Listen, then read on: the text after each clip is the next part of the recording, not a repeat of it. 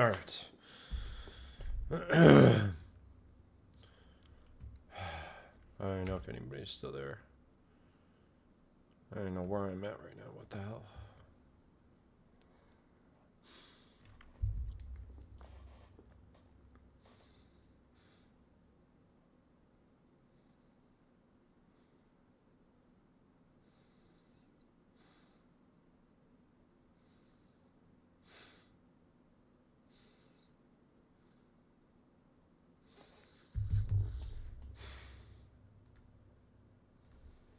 Where am I?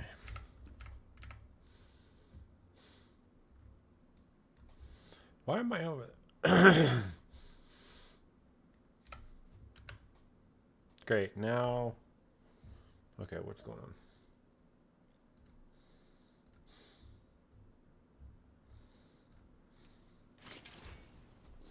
Let's try that again. Because I need to hit level 21.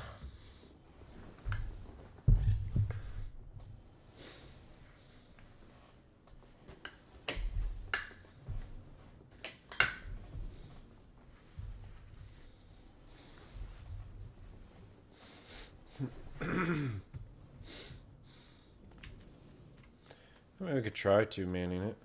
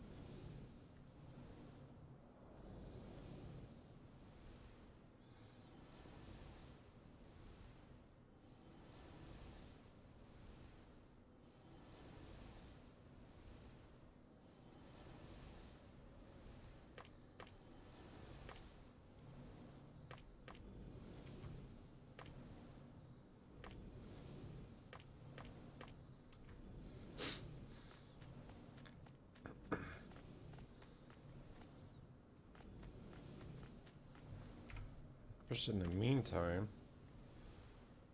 I'll go over here.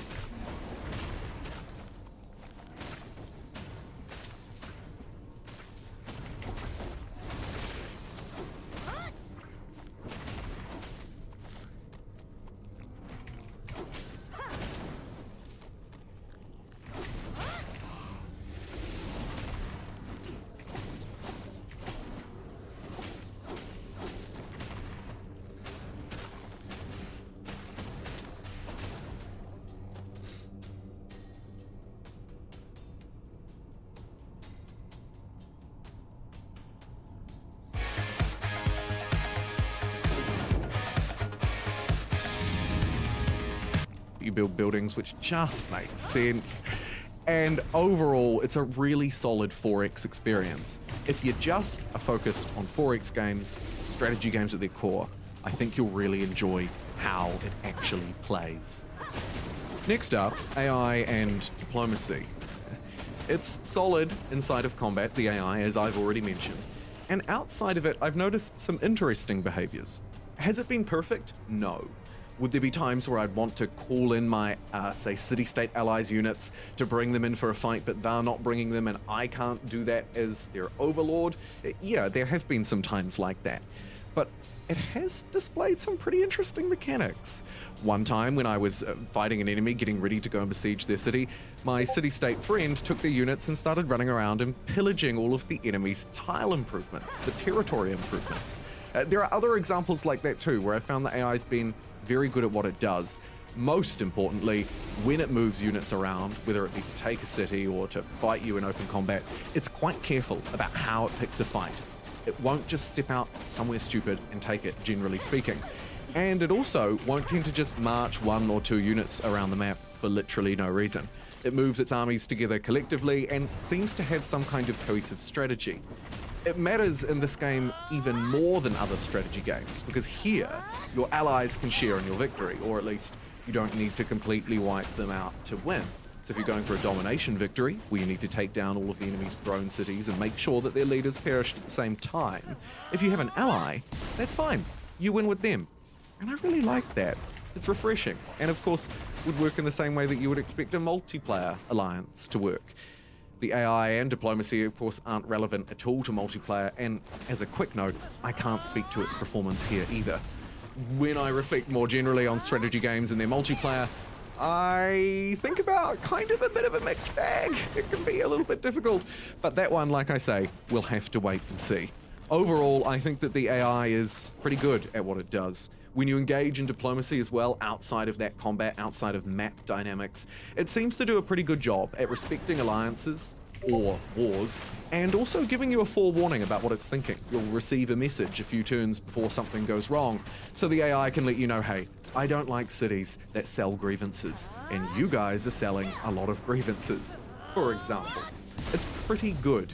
I think it's better than average. Again, not groundbreaking, it's not the human brain, but I think it does a very good job, and I've enjoyed playing against it. Perhaps at the highest end, it might need to be scaled up just a little bit more. Next, I'd like to talk about Age of Wonders 4 and the question around replayability, because that's a big one when you're thinking about, is this worth its price? A price that I would note has moved up a little bit in terms of previous entries, but perhaps you should expect that in a highly inflationary environment. We'll talk a little bit more about that in the last section of the video. Here, I want to touch a little bit on the customization.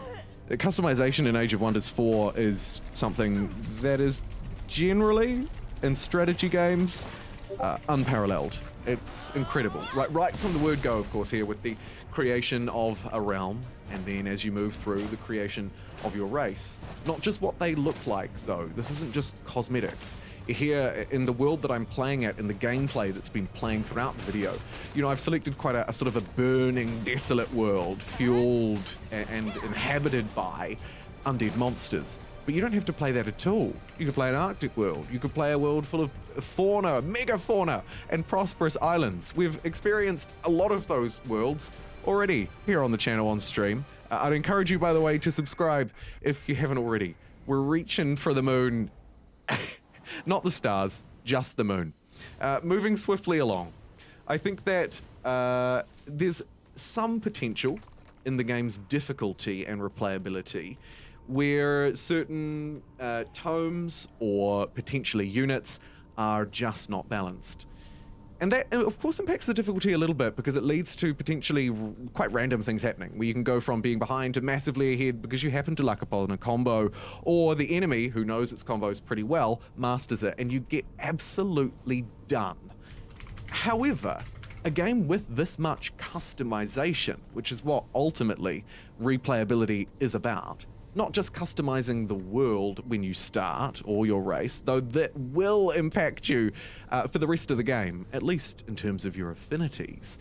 It's more about the sort of overall thing that this is just such a big game with huge replayability as you move through, including, of course, world building and story building.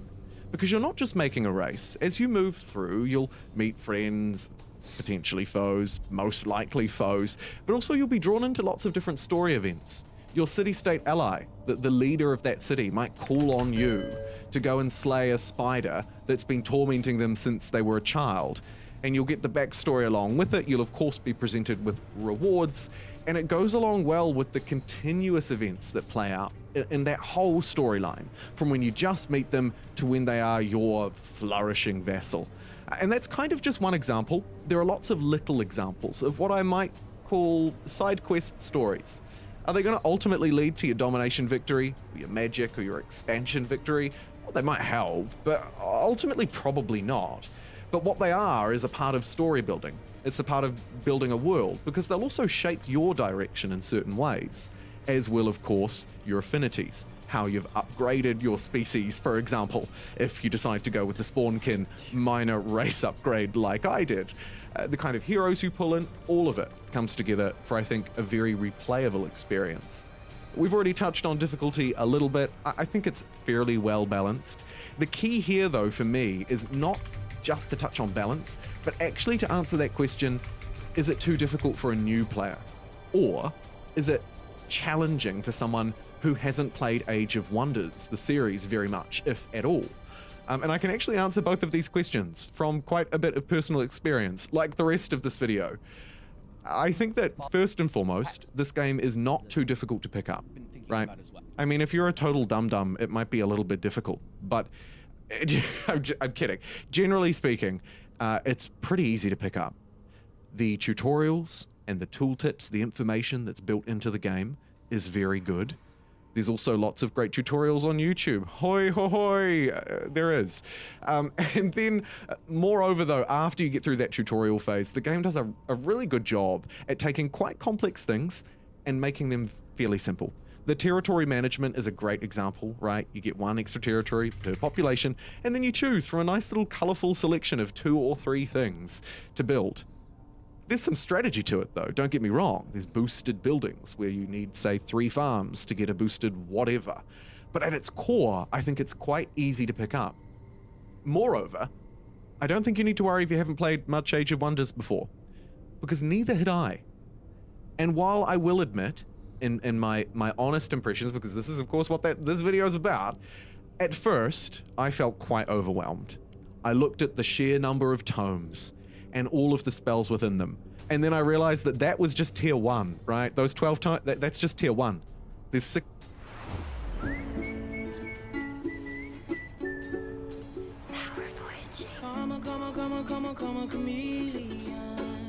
60 or whatever unlocks just in that tier alone. And then you move through to a new tier and you're like, oh my goodness, it just keeps going. Combine that with potentially a character customizer that has so many features it could be a little overwhelming. I can understand and empathize with a player who turns up and thinks, whew, this is a lot. But I can also say fairly comfortably that, firstly, you don't need to worry so much about that.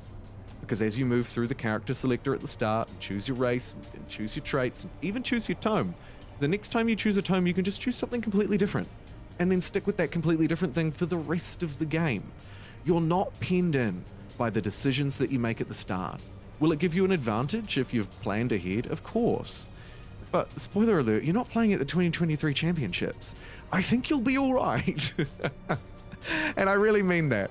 I don't think it is as overwhelming as it could potentially seem. And also, as somebody who hasn't played a whole lot of Age of Wonders until Age of Wonders 4, in which my playtime vastly eclipses the rest of the franchise combined easily, I can safely say that Age of Wonders 4 is not too difficult to pick up. It's manageable, and it's pretty fun in the phase of discovery, a phase that seems to last a very long time. Next up, let's talk the 2 P's. It's performance and problems. I've bundled them together because they both start with P, and potentially they could be one and the same with one of these points. First and foremost, I think overall performance has been pretty good. Full disclosure, I have a fairly high-end system. I'm running fairly high-end specs. I would expect performance to be good, and it was. Will it perform well on low-end systems? I'm unsure, but one thing to note is that it is releasing on console right from the word go. No, hey, we're releasing it on console, and it just doesn't happen. No, console's coming, and it just indefinitely delayed. It's coming day one. It's here, it'll be there. I've played the game on PC with a controller, and I personally thought, for what it's worth, for the record, I play strategy games almost exclusively on PC, but for what it's worth, the controller controls seem to be really good. I couldn't fault them. I thought this is a great console version. It doesn't feel like a port that's been ripped from PC and slapped into console. So perhaps there's some optimism for lower end systems. Of course, acknowledging that it's much easier, generally speaking, to code a game for console because all PS5s are the same, all low end PCs are not. With that aside, I did notice a few issues, a couple of performance gripes, a bit of hitching in the end game, dropping of frames, particularly around the end turn cycle, which was also, as you might expect, a bit slower than quite a bit slower than the start. And then the other thing was sort of zooming in and out of the map, from the normal map view into the tactical map view. Just a couple of frames seem to drop each time. Again, I don't know if these issues will be on everyone's system, or whether it's just a me problem, but I thought I'd mention them here in the performance area anyway, because it's something that people have asked me quite a bit about on stream. The honest answer is, I don't know about low-end systems. I haven't played it on one. I do know it's coming to console. Perhaps that's an option for you. And I know it's run very well on my system, particularly in the last few weeks in a version that I assume will be the release version. There may even be a release day patch on this one. I honestly don't know. But it's performed very well recently. Very well. In terms of problems, they are fairly few and far between. In my review, I called it a Game of the Year contender, obviously in the strategy game category. Let's not kid ourselves, we're playing strategy games after all. But I do think it's a really solid Game of the Year contender. One of the best, if not the best strategy game to have released so far in this year. And I'm optimistic that it at least deserves a nomination for those kinds of awards. That aside, there are of course gripes, not only with those hitching frame drop issues that I talked about earlier, but other things. Few but occasional quality of life issues. My trade routes expire after 10 turns. I'd love to be able to auto-renew those, considering they're with city-states, and the city-state will never, literally never, cancel or be able to destroy the trade route unless they are taken over by someone else, declare war on you, that kind of thing. It's not a physical unit, it can't be cancelled. So it'd be wonderful if I could choose to auto-roll that over, or at least have a notification that would allow me to do so. Other little things, I find it difficult to select a unit when it's sitting on top of a city. Can't really select its banner. I try and click the unit, but I'm accidentally clicking the city or the tile or whatever. A couple of little gripes like that come up time and time again, but don't tend to disrupt me that much from my overall gameplay experience. Like I say, Age of Wonders 4, I think, is a really fun game. And then finally on problems, I think that the proof will ultimately be in the pudding here, because I am only one person. When I look across the reviews, however, I see people broadly agreeing with me about different things and in different contexts, but generally speaking, Age of Wonders 4 has reviewed very well by critics. Around 8 or 9 out of 10 is the general score it's been given. And I think, personally, that's completely fair, though I stay away from giving numerical values in my reviews, and that brings me to my point. The real proof will be when everyone gets their hands on it. So if after listening to most of this video, and I will get to my sort of summary and should I buy at the end here in just a moment, but if you've listened through this video, firstly, thank you. You're rare. And secondly, I think that if you're still on the fence, you might want to just wait and see what the public criticism is as well, right? Because as we know from movie reviews, sometimes the critics and their one-off experiences as individuals can differ wildly when something is thrown out into the public.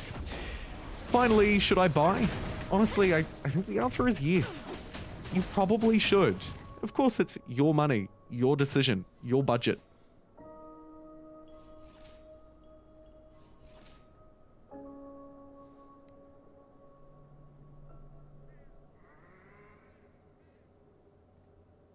This is the fun part.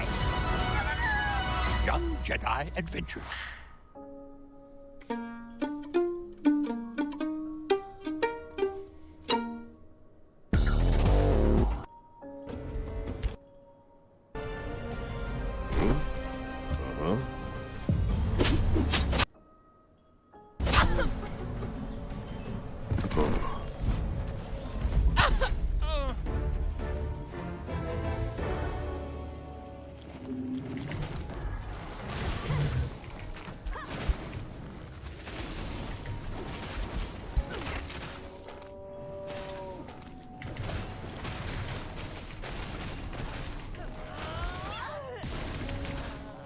You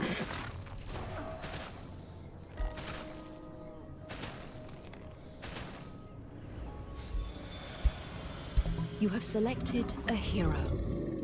Heroes lead your armies around the world.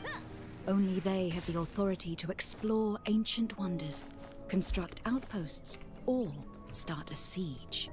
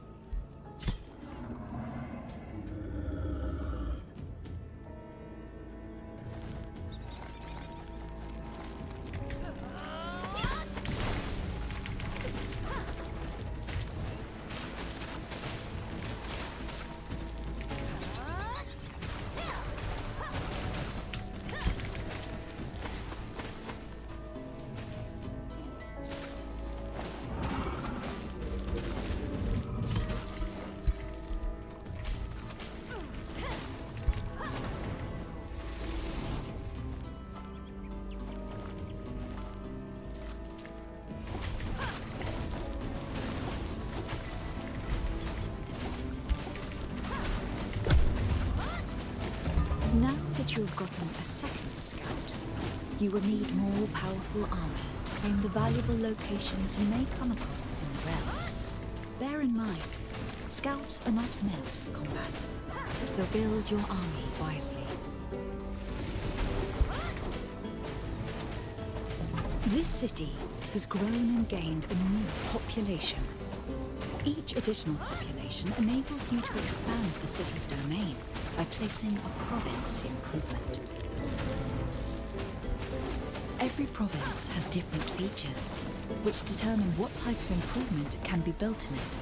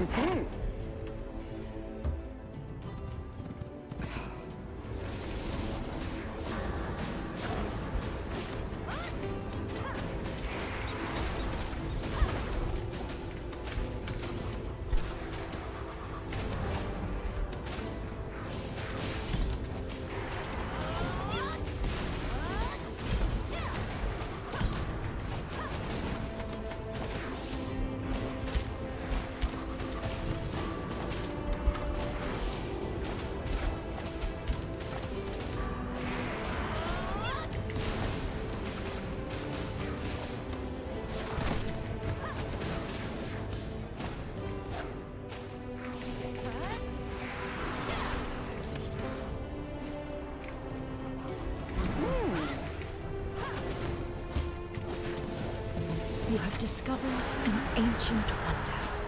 It now needs to be explored before it can be claimed, though only armies led by a hero can explore ancient wonders. While exploring, you can encounter obstacles which can be overcome in various ways, though they can always be cleared through combat.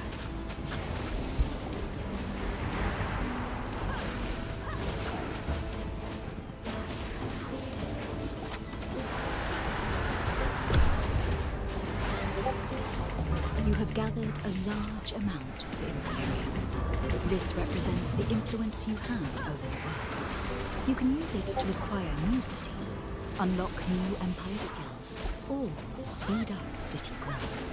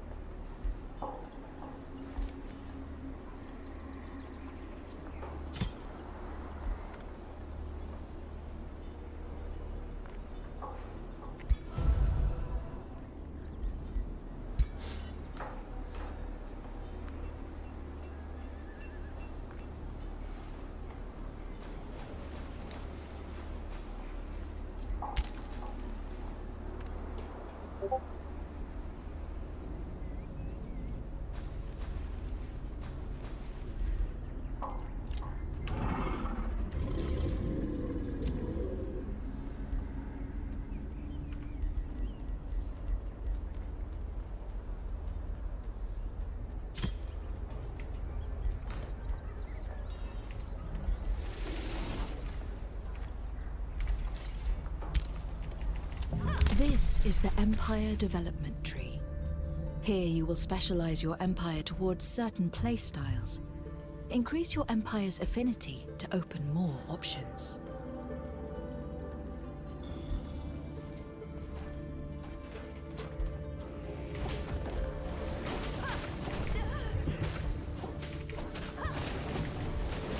You will progress toward unlocking your next Empire skill every turn, depending on your affinity values. Once unlocked, you can spend Imperium to obtain the Empire skill. Unlike Research, the Empire skills provide more passive bonuses and activate immediately upon selection. Choosing Eternal will alter your affinity, which represents your attunement to specific cosmic forces. It can also be altered by picking a signature skill of your ruler. You will require a large amount of specific affinity to unlock higher tiers of tomes.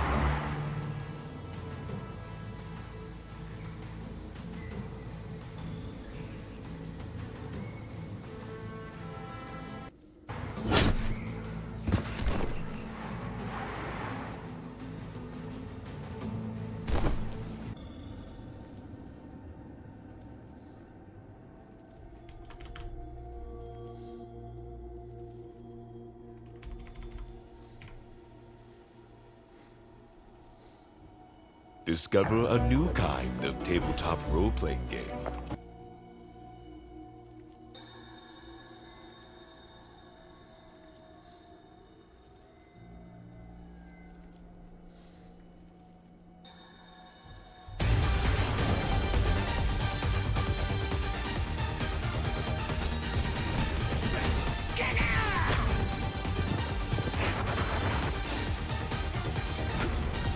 Before this video really gets going, I'd like to take a moment to thank Paradox Interactive for sponsoring this video and sending me a copy of Age of Wonders 4 to check out.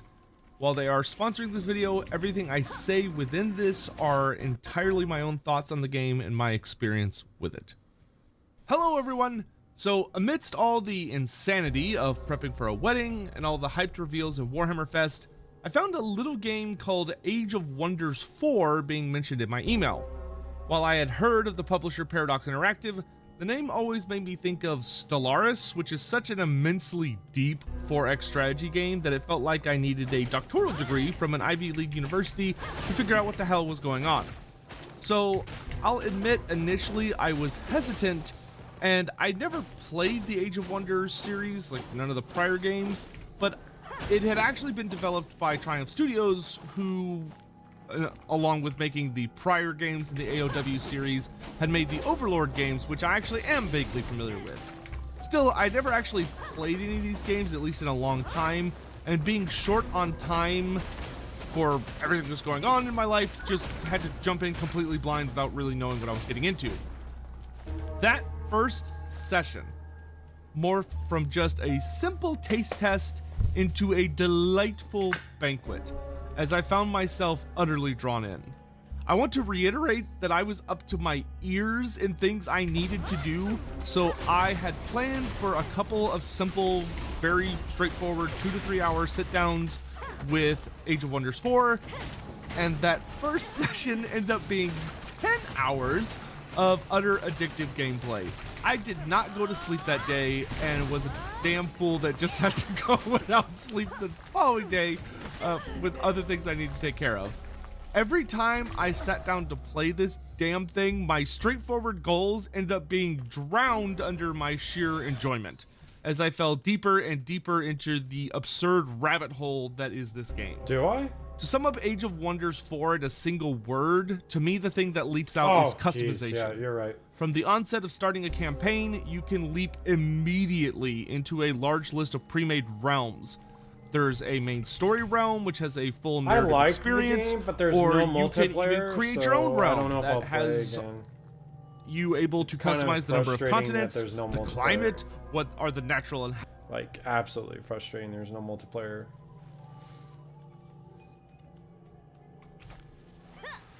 I am enjoying this browser game, which is kind of funny.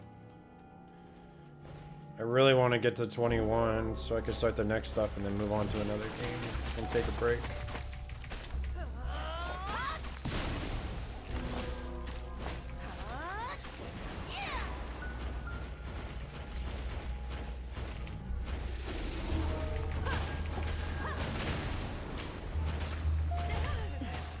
Jeez Louise.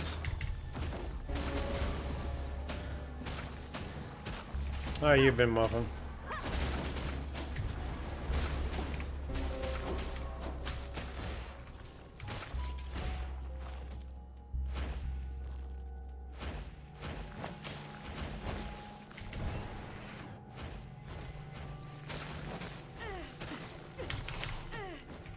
Gosh, this area is just such a pain.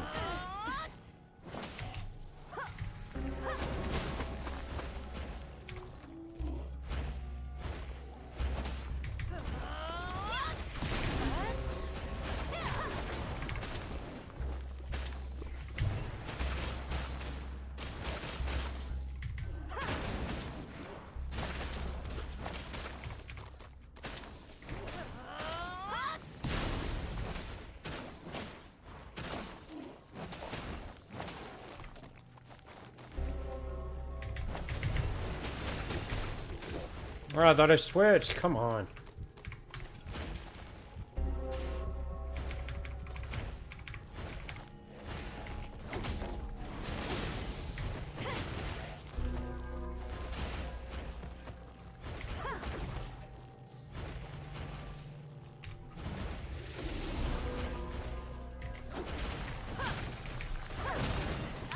Oh my gosh. You're supposed to be doing this with 3 other people, but I keep only getting 2 and we need 3. But I think I'm going to call quits on that, though.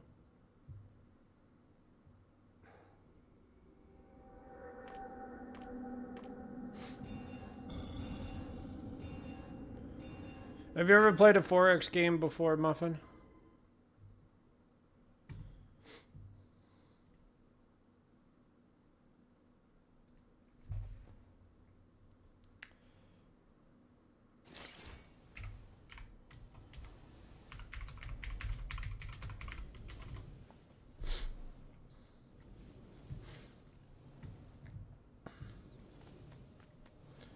Try again. See how fast we get a team, but not getting my hopes up.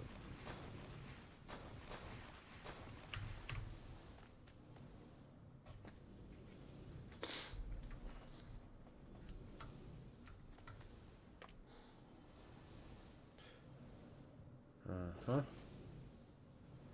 Because that's fair that you're literally in full legendaries. Like, give me a break.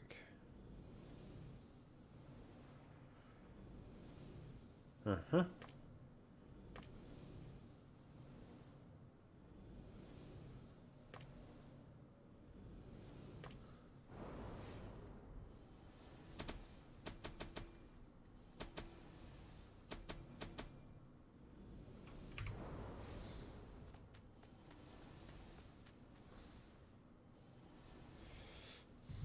Habitants, and you can even choose from a series of unique modifiers that drastically change the nature of the world you'll be attempting to dominate.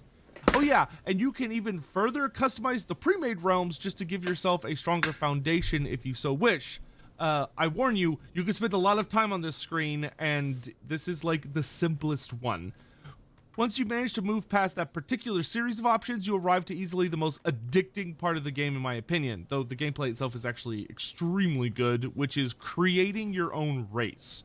The game provides you a solid list of pre-made races to choose from, who all have unique gimmicks and solid themes, which once again, you can edit to tailor more to your liking if you wish, but you could also just flat out create a race from scratch, which I have already spent an embarrassing amount of time doing. Starting from the base of racial traits and appearance, you can have humans, dwarves, elves, undead, toad people, cat people, mole people. Hell, you even have the damn Skaven in this thing. There's also hosts of physical and mental traits to choose from, as well as a starting culture. So you could be barbarians that embrace a mixture of appreciation for the natural world and reveling in the chaos of combat, or you could go for something like mystics who are obsessed with magical power and researching the secrets of the arcane. You might be wanting a more delightfully sinister campaign where you are the villains under the dark culture, or focus on knightly valor to be found in the feudal culture. Though these aren't necessarily good or evil, because good and evil are determined by decisions that you make during your campaign. For instance, a race I made of my little Skaven guys, who I'll talk about a bit more later, I have gone pure evil, which took a little bit to accomplish. This continues ever onwards as far as customizing the races with societal traits and a starting tome.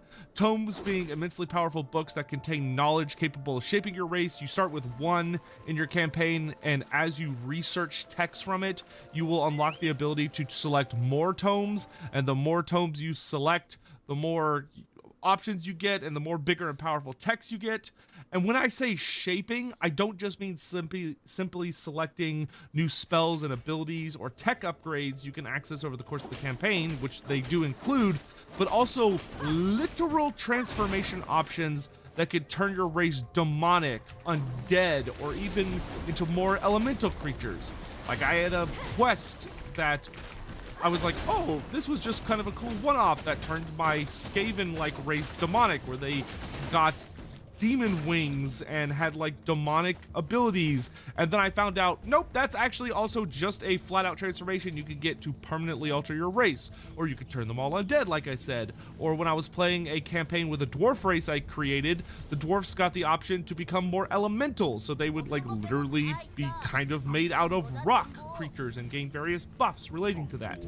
Anyway, I need to focus here or we're gonna be here all day.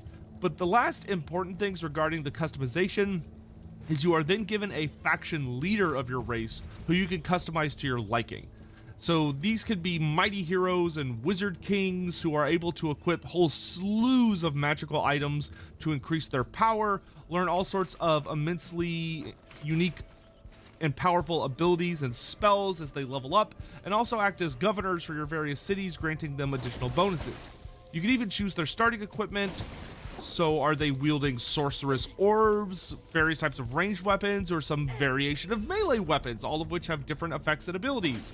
Are they more of a supportive general? Are they out there buffing your troops or healing them or providing them with various like removing debuffs or applying debuffs onto enemies? Or are they unstoppable wizards unleashing terrifying spells to explode whole groups of enemies? Perhaps they're a badass warrior, so you're able to throw them at literally anything in the game and watch them just chop it into sushi.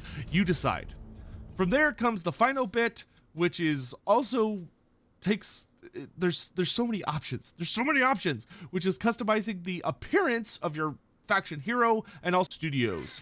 The campaign is a hexagonal grid world where you focus on exploring the world while building up your cities, expanding to control surrounding areas through increasing your population, exploit the various resources and unique locations you find in the world, and exterminate your enemies in glorious battle. Classic 4X strategy game.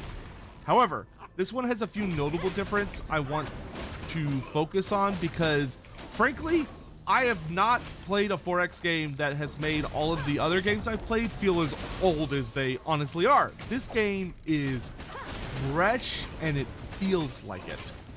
First of all, the combat system feels significantly more in depth than I've seen in the past with prior 4X games. Not only are you dealing with different terrain features, modifiers caused by the environment or events, but also there are additional systems to consider like morale and a staggering number of different status effects. Fortunately, the game has an excellent encyclopedia that allows you to just mouse over underlying terms to quickly learn what exactly the effects are or what's going on. Furthermore, the battles can actually get quite massive. I played a campaign role-playing as Skaven, so a Ratman race centered around Chaos Affinity and Evil Affinity, who started with cultural traits of being able to swarm with lower tier units and also devour the corpses of the dead for health bonuses, as one does, even though it made all the other races not like me that much. As I had a swarm-based faction, while campaign armies are capped at 6 units per army, you could bring 2 additional armies into battle, so I often had 18 units flooding over the battlefields to drown martially superior foes with just hordes of furry bodies. I think you might actually even be able to get more troops. But furthermore, I even got, as I told you through the tomes, a transformation ability that made my units into swarms. So they became smaller, like literally their stature decreased a bit, but I had more guys per unit. So it was just tides of furry bodies devouring people, which was just delightful. I don't want to delve too deep into all the various systems throughout the game, as I have personally found the discovery to be immensely entertaining. I have had so many moments where I've been doing something or checking out some new upgrade and go, oh, I wonder what this does. And then I click on it and go, oh my God, that is amazing. And the absolute highlight of this game, at least for me personally, compared to other Fantasy 4X titles, is the sheer amount of stuff your heroes can do. Like I said, with Endless Legend and other 4X games, a lot of them kind of have the concept of you could have like heroes that you would assign to an army, and the heroes, you know, they were okay, they were cool, they had fun little abilities and stuff, but these heroes are fun and they're scary. You can, of course, unleash them in wars to curb stomp enemies with a staggering assortment of powers and abilities, while they simultaneously are providing buffs to a city back home without needing to babysit those cities, which is great. But they can also enter ruins, which are found all over the campaign map, which embark the armies of that particular hero and the hero themselves on fascinating little mini stories, where you have to solve dilemmas that may result in fighting some genuinely difficult battles. My favorite one so far is that I have a particularly fond memory of my Skaven finding a Gorgon shrine, where I was, of course, given the typical option of, oh, there are these giant, terrifying snake monsters that worship a Gorgon goddess. Surely the thing we should do is to wipe out and kill these things. However, I saw another option that would increase my evil rating, where instead of fighting the giant snake monsters, I could simply just feed the population of the nearest city as sacrifices to them for my personal gain. So of course, I went and rounded up a bunch of peasants and started feeding them to giant snake monsters, which pleased the Gorgon god, and I was able to acquire control over the shrine without fighting the giant snake monsters, and also got some really fun buffs out of it, and increased my evil rating, which was important to me. The customization is just truly staggering, but still incredibly approachable and easy to pick up, which I found very, very important. There are a lot of games that have like endless customization and boundless depth, but they don't manage to make it approachable. It's so dense that, like, Stellaris is a good example of, you just kind of walk in and are like, I have no idea what's going on. There is so much text on the screen. I'm just like, I'm lost. And this is like, I don't have enough time for this. I am mortal. I am not going to live forever. I'm going to go outside and not be stressed out by this game. But Age of Wonders 4 is so much better streamlined. It is so much easier. Like, even if you're diving full into the customization at first, which you don't have to. Like I said, there are plenty of pre-made options, and you can just select from the pre-mades. You just choose the ones you really, really like. They all have really good themes and such, which really simplify the process and allow you to just dive into the game much quicker. There's even kind of like a quick campaign mode that allows you to immediately dive in. But that is, I didn't even do that. I've never played this series before. Like, I have played 4Xs in the past, but it's been a really long time since I've actually sat down and played a good 4X, at least a few years, so I was genuinely really rusty on a lot of the concepts. But I was able to easily get into the swing of this within like 1 hour at the longest. Like, it was not hard at all to really pick up. Like, initially it can seem a little overwhelming because you just have like all these underlined terms, and whenever you go over an underlined term, it often will show you like other underlined terms, and you're just kind of like going down this hole of just like, oh, what does this mean? What does this mean? Okay, what does this mean? What does this mean? But once you really kind of get going with it, it's genuinely a lot of fun and not at all difficult to play, which is excellent and much more difficult to pull off than it may seem like. I have spent a lot more time with this game than frankly I had available at that at the time that I was working on this, and am really looking forward to being able to just stream it excessively on Twitch once I'm finally free from all the wedding obligations. I can, with the time I've put into this game already, over 15 hours, I would highly recommend this game, and personally I cannot wait to continue exploring the depths of. Did you guys remember Career Day last year? Elaine Hartzell came as a Hershey's taste tester. What makes a true Wizard King? Greetings LT gamers, it's great to have you back on the channel. Today we're taking a deep dive into the mystical realm of Age of Wonders 4, the latest 4X strategy and turn-based tactical combat game from Triumph Studios and Paradox Interactive. Are you ready to unleash your inner wizard and rule over a fantastical world of your own creation? Hopefully the answer is yes, but first, of course, if you like our content, please be sure to give me and Luke a like. Drop us a comment on what you thought of Age of Wonders 4 or what you thought of our review, and of course we would always welcome a subscription as well. But let's jump into it. In Age of Wonders 4, you'll embark on a thrilling journey through uncharted magical realms, where every turn presents a new opportunity for exploration and conquest. As the leader of a powerful faction, you'll wield the awesome power of magic and build your kingdom from the ground up, using your strategic skills to grow your influence and dominate your opponents. So gather your troops, summon your magical powers, and let's dive into the enchanting world of Age of Wonders 4. Are you ready to claim your place among the ranks of the Wizard Kings? Let's go, LT Gamers. Age of Wonders 4 in many ways adheres to the classical 4X structure that strategy gamers know and love. Starting out with a single city, we're building new structures, expanding into surrounding provinces, and assembling armies to explore the map and vanquish your foes. It all sounds rather formula so far.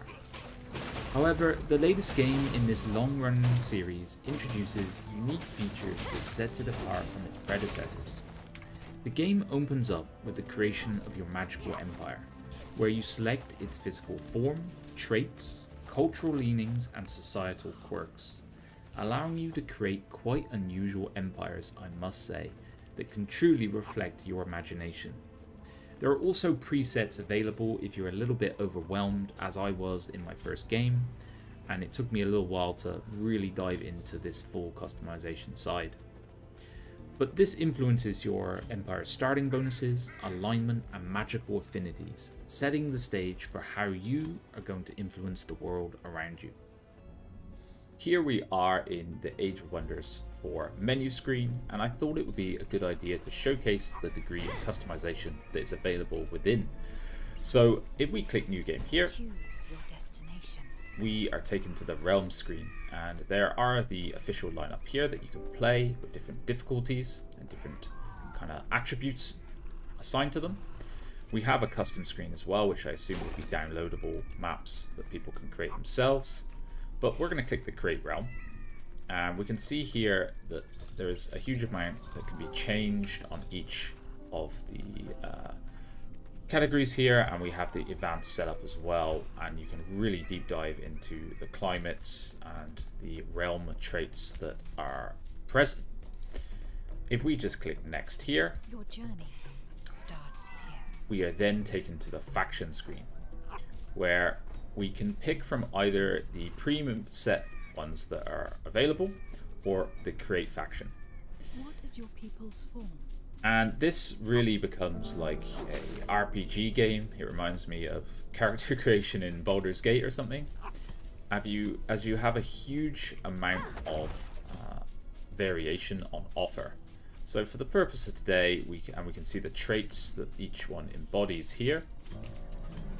You know, Ratkin, or quick reflexes, or overwhelm, things like that. So let's go with some orcoids. What is their origin culture? And then we are taken to the culture screen, and this will start to affect the affinities. So we have these affinities that lend themselves to how your race will develop. And so if you select, for example, dark, you're going to have more affinity towards the shadow side of things, which is spells and units that center around death and decay, whereas on the other side of it we might have chaos or nature, and they would each have their own unique units and spells available there, as well as your empire development. If we select barbarian, What defines their society? we can then go into traits. So some of the traits are naturally lend themselves towards good or evil, as denoted by these symbols here, and they also will lend themselves more to a different affinity as well. If we select, for example, ritual cannibals, it will exclude certain other traits.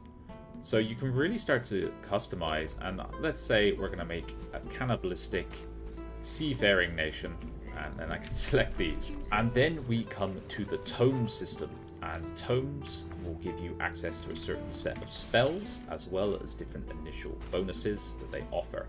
They will all align themselves to some type of affinity, be it shadow, chaos, material, whatever it is. And it's for you to kind of decide what will suit your playstyle. It's a little difficult when you begin this game to understand, a central quarry, is this good or bad? So don't beat yourself up if your first race that you create and the bonuses you pick aren't really very synergistic. So I'm going to go with the Tome of Roots here, so I quite like this one. What is your ruler's origin? And then it brings us onto the ruler origin screen. So I can either pick a champion who's a man or woman who's risen from the ranks of your people, and they'll be of your race. And they benefit a lot of kind of relations and just basically empower your nation as a whole, better income, stability, things like this. Whereas a wizard king is an immortal ruler. They can be from any race, and they benefit the spellcasting elements of the game. Both can be quite fun. I think the wizard king, I love the spellcasting in this game, so I found myself choosing this option more often. So from here, Reveal yourself. we then go to the character customization. So this is all just aesthetics. and you can go through absolutely every aspect and completely customize your cloak. And you see, as I pick the Wizard King, he doesn't necessarily have to be an Orcoid. So this bloke looks very onto it. Oh, sorry, this woman looks very onto it. And then the finalized screen will take you through just some small minor details of how you want to be, what you want to be called, the title, and then the name of your race. And then from there you click onward and your journey will begin on your custom map with your custom nation. Dependable people need dependable vehicles, so we work towards making the most dependable ones out there. As the #1 most dependable mass market brand 3 years in a row by J.D. Power. Kia, movement that inspires. Moving day means you're in for a big transition.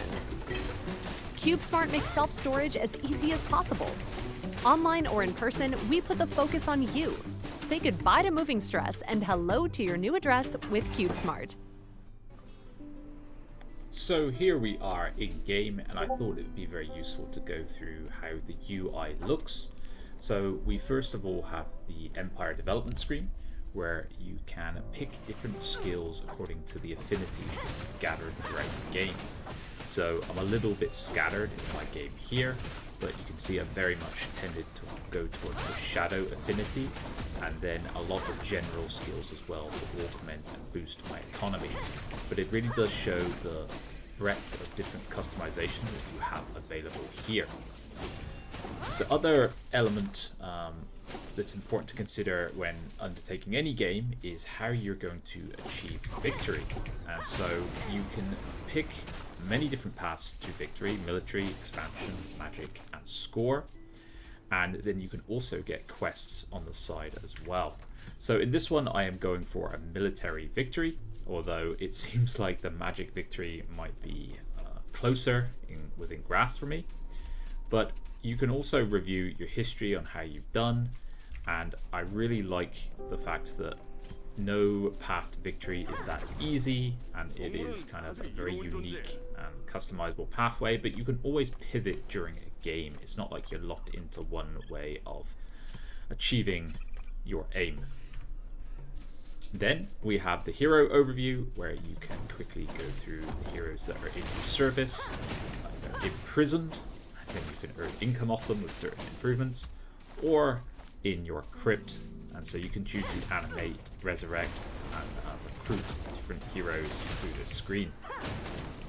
And then we come to magic materials, which are resources which you're able to pick up on the overall map by taking over provinces. So, for example, here with the Archean blood, and they give different effects when they're annexed, and they also give global effects, as you can see on this screen here. So the Arcanian War is allowing me to hurry recruitment for my units 25% cheaper. So these can be thought of as, you know, additional resources that can become very strategically important to overtake in the game. And so I would definitely plan building your cities or taking these over, as they can add quite powerful effects for your empire. Following that, we have the city overview, where we can see the total production, food, and draft and gold that's being produced per city. Fairly standard stuff for 4X. But it's a nice little overview to kind of double check where everything is going on and what maybe needs to be improved. Of course, then we have the army screen, where we have a breakdown of our different heroes and the troops that are under their command. And finally, the Rally of the Lieges. So this gives you a list of draftable units from cities that are loyal to you, and it's quite an interesting feature because you get access to troops that aren't typically part of your faction or what you've taken over. So I would definitely advise you to take a look through these troops, look at the effects. So for example, I've been looking at this Butcher Ogre, and you can either recruit them for yourself or recruit them as part of your allies in the free cities. So for example, I recruited this army here from the draftable units just as an extra veneer of defense, so this would get taken over by my enemies. So I mentioned a little bit about the tome system in the character creation, but let's have a deeper look into how it actually looks in game. So here we can see my current availabilities. My only real gripe is that sometimes in the beginning of games it can seem quite samey. The empires don't really distinguish from each other very much, and so what I would say is maybe a little bit more variation in empires early on, but the middle and late game is still stellar. My other concern relates more to Paradox as a company. I have been a huge fan of their games, most notably Europa Universalis 4, and my concern is a game like this that is so vast in scope and scale will be ruined by Paradox's, let's say, penchant for DLCs and creating them. So I know they are going to create DLCs for this game. It's kind of assured that they are going to try and monetize such a valuable IP. So I really hope they keep the DLC releases to be, worthwhile rather than a cash grab. As I've said, I've found a few of their games have been ruined over time by just needless cash grabs of DLCs that don't really add any value to the game. That aside, my conclusion on Age of Wonders 4 is that it is an absolute buy if you love strategy games, and I think it is probably a buy even if you don't. I think this could win many people over. The graphics are beautiful, the aesthetic is absolutely stellar, and the gameplay and customization will keep the replayability fresh for a long time to come. Should you buy Age of Wonders 4? For me, it's a definite yes. I can see myself playing this game for years to come, and it's already probably one of my favorite releases, if not my favorite release of this year. I hope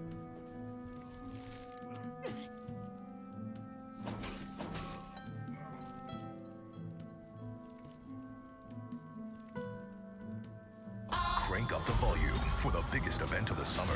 Guardians of the Galaxy Volume 3 is incredible. I've been cooking up this one for quite some time. Welcome to my Age of Wonders 4 review, a game that I think could very well deserve the title of Strategy Game of the Year. I'm not going to muck you around at the start though. Let's jump in and talk about what it is and why it's so special. And if you like this kind of content, be sure to subscribe because there's plenty more where that came from. First up, I'd like to touch on customization, the start of a game, essentially, factions and realms. Here we see the beginning scenario as well as some story realms that I found to actually be really fun and really engaging. As you move through, there are different types of realm though, of course, with different environments, potentially different enemies that can spawn, or different victory conditions. The level of customization within the official realms alone around victory and how they're built is fantastic. But I think really the strength is not within these existing ones, but rather in setting up your own. I'll show you a few clips here of the different things that you can do, from defining one of those presence traits, those victory conditions, of course customizing the number of players, the environment, the enemies, but also specific victory conditions can be turned on and off, which I'm sure many of you will be pleased. And AI, specific AI can scale their difficulty up or down. So there's a huge amount of world building here, and we'll return to that in a minute. But of course, I would be amiss to not mention the fact that you can also create an entire race, right? You start by choosing a physical form for your species or your faction, move through to different things like body and mind traits, but really the customization comes in once you start getting into the nitty-gritty around their culture, for example. There are 6 different cultural affinities in Age of Wonders 4, and they affect all kinds of things, from the buildings that you can build, your alignment, good or evil, and how you develop your empire. It's a system that might seem a little bit overwhelming at first, and I think you'd be right in feeling that way. But in my experience, it really didn't take long to get used to it, partly because the game's tooltips are fantastic at describing it, and also partly because this system, these affinities, are woven throughout other parts of the game, which we'll discuss in a few moments. But they're woven through in such a way that you kind of feel that you're relating to them quicker than other, perhaps complex mechanics in similar 4X or strategy games more broadly. The customization reaches right through into the story as well, where you choose if you're a wizard king or a champion. And that's where the core gameplay begins, because let's not forget that Age of Wonders 4 is a 4X strategy game, and that means the city building or civilization building that you may already know and love. As your cities gain extra population, you can expand out to extra territories and improve them with a set of improvements. It scales really well and it rewards growth. And of course, when you first spawn in and as you play through the game, you'll be met with your armies, your scouts, and you'll have to reach through the fog to uncover the world around you. While you're doing that, you'll be building buildings, training units, and generally building up your city's yields. All of those core mechanics that you may already know and love from 4X strategy games really shine through here. They're quite simple, they're quite easy to understand. You get boosted bonuses for focusing in cities, but it's never too late in Age of Wonders to shift a focus, to shift to perhaps a different affinity or a different victory pathway, something we'll also discuss a little bit later in this video. One of the other parts of not just developing your city as you move around and explore and find things around the map is also developing your empire, because of course the idea is that you want to grow big and strong and tall, like I have in this conveniently placed clip right here. One part of that, and again this is where the affinities really shine, is the empire development tree, where you spend a currency that they call Imperium to pick up nice little benefits. The benefits align with your affinities, and some of them are long-running throughout the entire game, others are one-off abilities. But the real core here is that how you've set up your faction and the things you've chosen to research, which we'll get to in a minute, will impact these development trees and how you branch out. Speaking of research, in this game you research magic. It's the science, if you will, if you're a 4X gamer, and it's a really core part of the game, unlocking new units potentially for you to summon, buffs and abilities for your existing units, or actually changes to your species as a whole. It's a really interesting system. And of course, then you get through into dealing with everybody else, right? The AI opponents, who seem fairly strong, although I think some tuning could be done at the higher end to make them a bit stronger, are pretty good at engaging in diplomacy. And the diplomacy system, as you can see on screen, is fairly easy to use. You build up empire relations, up through from dastardly ones right up the way through very trusting. And you also have a war justification balance where these grievances come into play. If you expand too fast or trespass on their domain, you might have to pay them off to buy them back into your good books, or let it linger for war. Free cities or city-states also exist. They are very powerful. You can ally up with them by giving them a Whispering Stone and reap a whole load of their rewards, or trade with them, or you can integrate them into your empire. And there are loads of story events that go along with them as well. They are a nice addition. What's also a nice addition is the combat system. So as you move around the map, of course, you can move in up to stacks of 6 units, but once you jump into combat, everyone is out on their own. At a max of 18 versus 18 units, it can get pretty hectic on the battlefield as well. There's lots of different attacks, movement abilities, and of course, spells, which are incredibly important. You can use defensive moves or aggressive ones as you try and sort of plot your way around the battlefield. That does have some hazards around it, so take care. There's also an auto-resolve function if you don't feel like jumping into the nitty-gritty positioning every unit as you go. That function I've found to be quite user-friendly. It works really well. So too does the Siege UI, where you can build siege projects and get a quick overview at your combat strength versus theirs to find out if you might need to bring in extra units or perhaps bust down those walls. Overall, the combat system is very user-friendly. There's a start over function, time control functions. The auto battle seemed to work actually pretty well, touch wood. I found it to work quite well to reflect my combat strength and theirs, and you can choose to manually intervene at any time, as well as, like I say, retreating, replaying, and all sorts.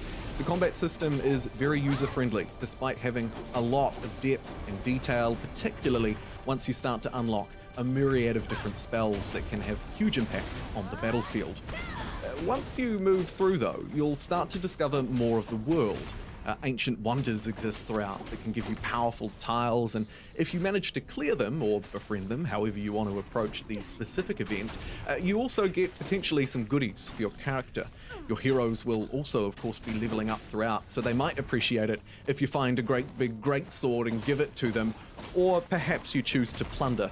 The audio and visual storytelling that goes throughout the entire game, I think, is very good. Soundtrack is nice, the visuals look great.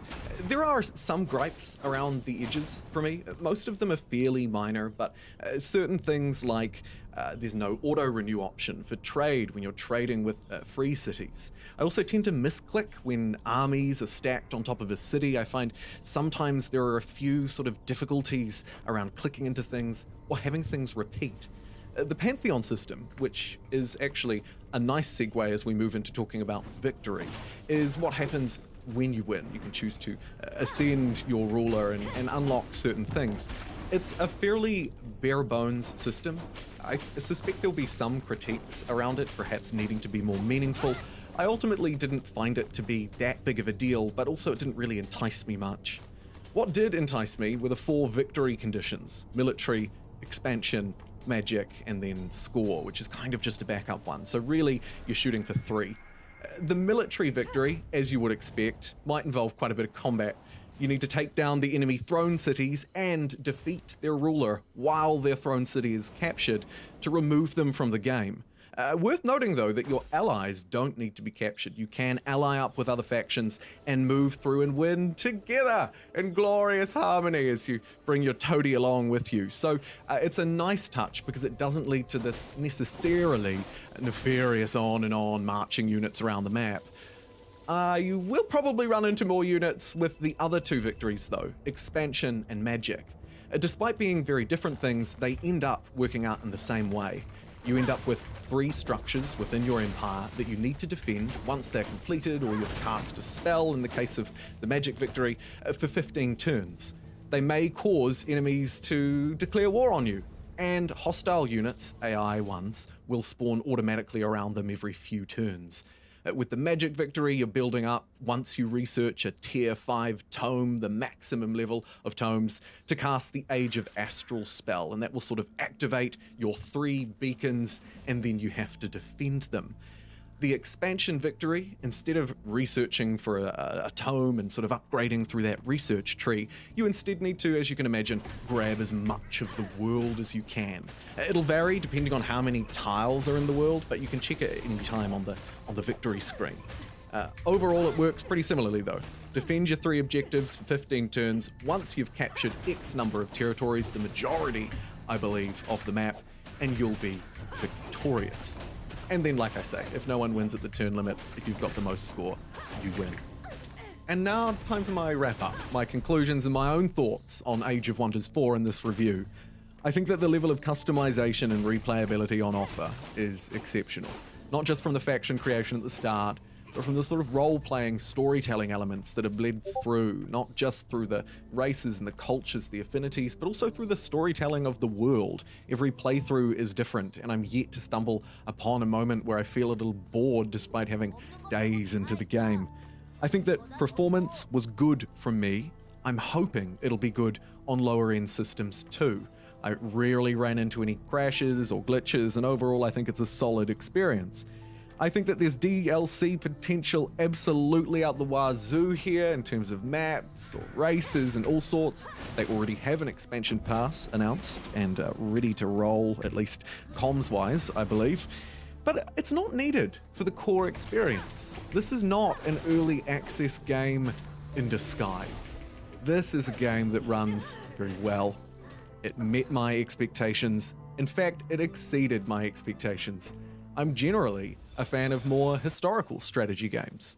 Fantasy is not completely unusual to me, nor is sci-fi, but it's not something I'd gravitate to. Age of Wonders 4 left me pleasantly surprised, and that would be an understatement. I think it's a strong contender for Strategy Game of the Year, and a brilliant buy.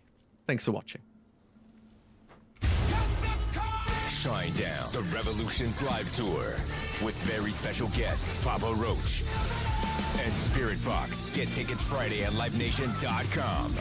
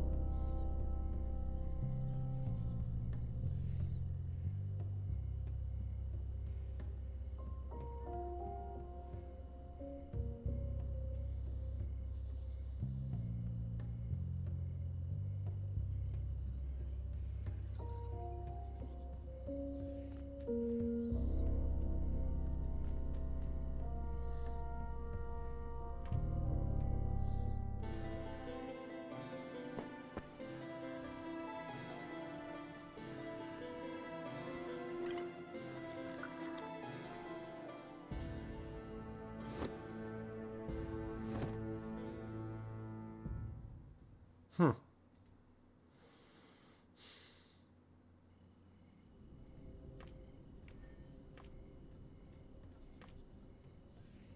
she killed herself.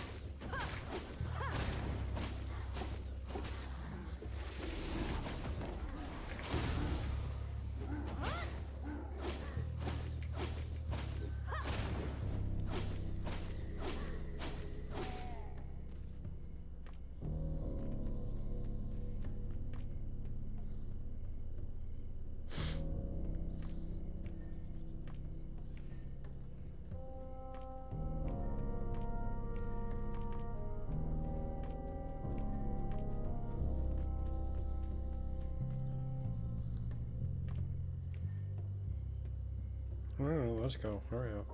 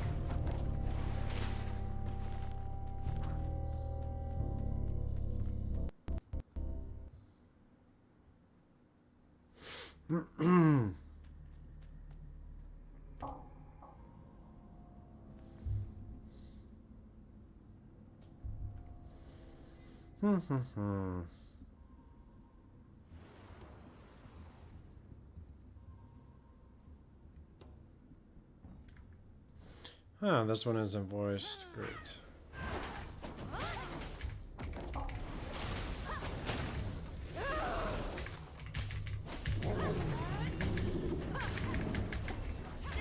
Jeez, dude.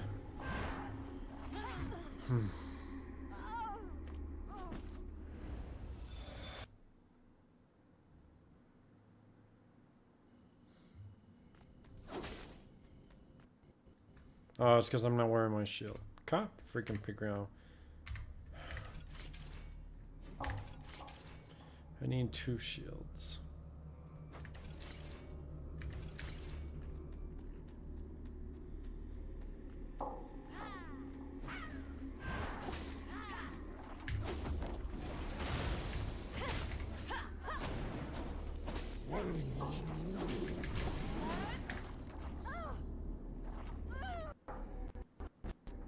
Wait, if I don't kill him fast enough, it's game over? Yep.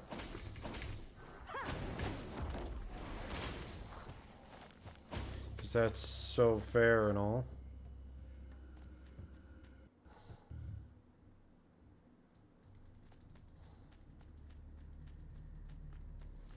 If he can be attacked big time, then I shouldn't be able to get attacked at all.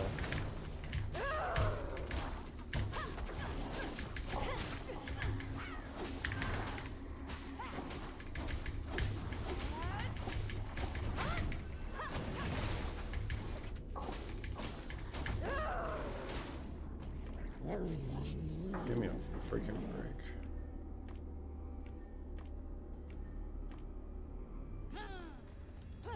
Great, now I have to... Gosh, dude.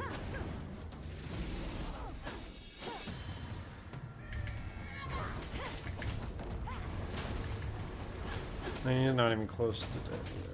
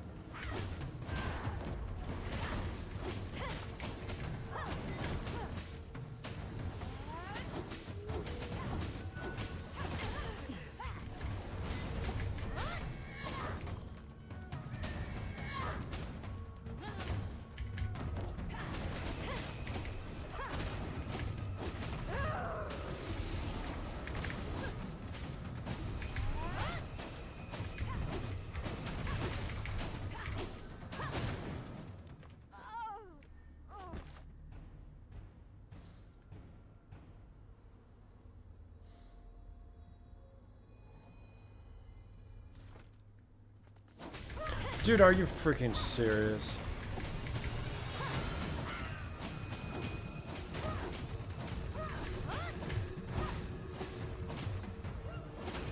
No one's got time to redo the entire fight again. Oh.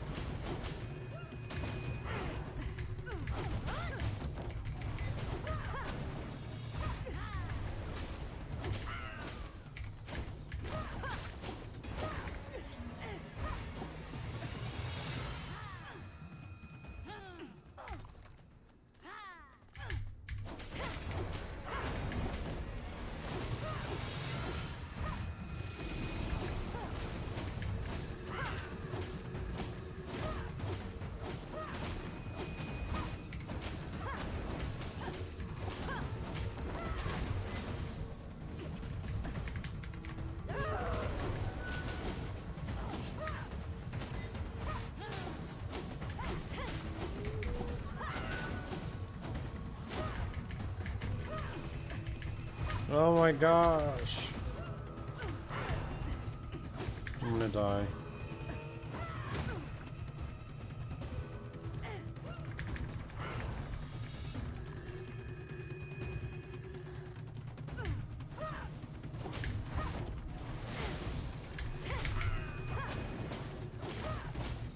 Dude, come on.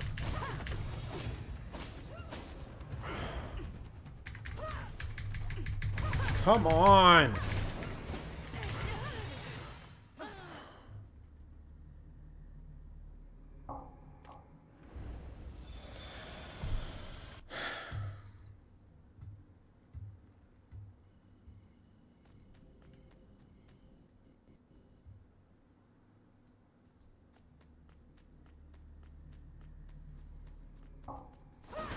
Oh, fuck this game. Really? You're gonna make us start from square one? And you don't give us any loot? Screw this. Nope.